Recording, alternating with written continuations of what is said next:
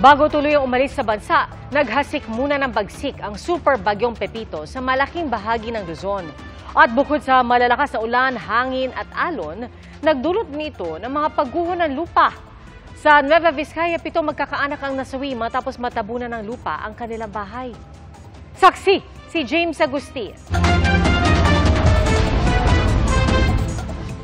Halos makalbong isang bahay sa Baler Aurora ng tangayin ng hangin ng yero nito kahapon.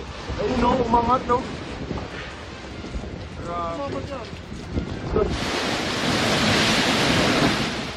Kasabay ng hampas ng hangin ang lakas ng pag-ulan bunsod ng bagyong Pepito.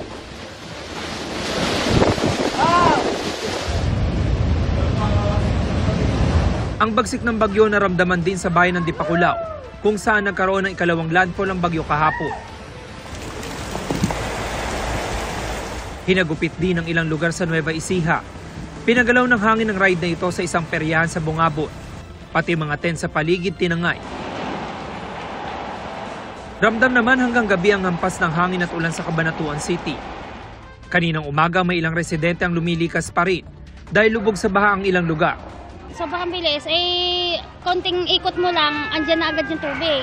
Ang baha na kalbaryo ng mga residente, tanawang lawak sa drone video na kuha kaninang umaga. 17 barangay ang apektado. Kabilang rito ang barangay ng Riz, Delis at Isla. Lampas tao na sir yung tubig doon sa loob ng bahay namin. Ay mahirap sir talaga.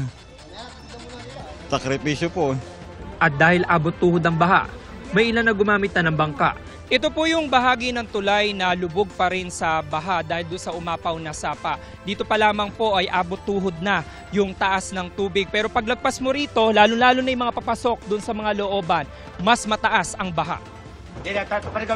Si Nanay Samira sa bintana ng kanyang bahay idinaan ng mga rescuer. Wala akong magagawa, hindi ako makalabas eh. From upstream po, ang volume ng tubig may iipon po muna 3 to 6 hours para po bumaba yung katubigan po. Sa Nueva Vizcaya, pinadapa ng hangin ng ilang puno. Hindi nakaligtas ang ilang alagang hayop. Dahil sa walang humpay na ulan, nagkaroon ng landslide sa bayan ng Ambagyo. 7 nasawi ng matabunan ng kanilang bahay.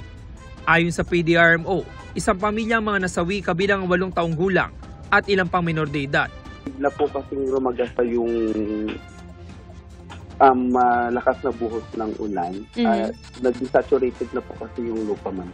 Kaninang madaling araw nagka-landslide rin sa Cannon Road, kaya humambalang sa kalsada ang lupa at mga bato. Kahapon pa sarado sa mga motorista ang Cannon Road, kaya walang nasaktan sa pagguho. Merong ongoing na yung isang ginagawa is tunnel na to totally prevent yung rockfall. May tunnel na nagawa. Meron na actually isa eh. And another is ongoing, the lower portion naman.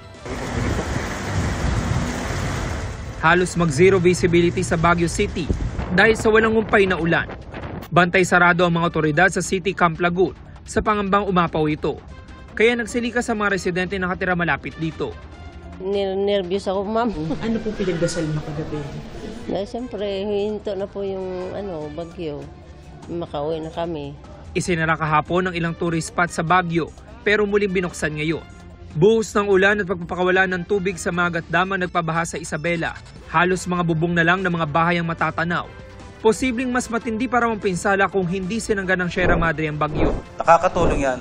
And then, ang isa pang factor nun, sa paghina niya kasi nasa lupa na siya. So, yung moisture na i-enhance ng bagyong si Pepito, unti-unti nababawasan kung ikukumpara natin habang nasa dagat siya. Ayon sa Office of Civil Defense, nagpalipad na ng Black Hawk helicopters ang Philippine Air Force para suriin ang pinsala ng bagyo at makapagbigay ng relief operations. Para sa GMA Integrated News, ako si James Agustin, ang inyong saksi.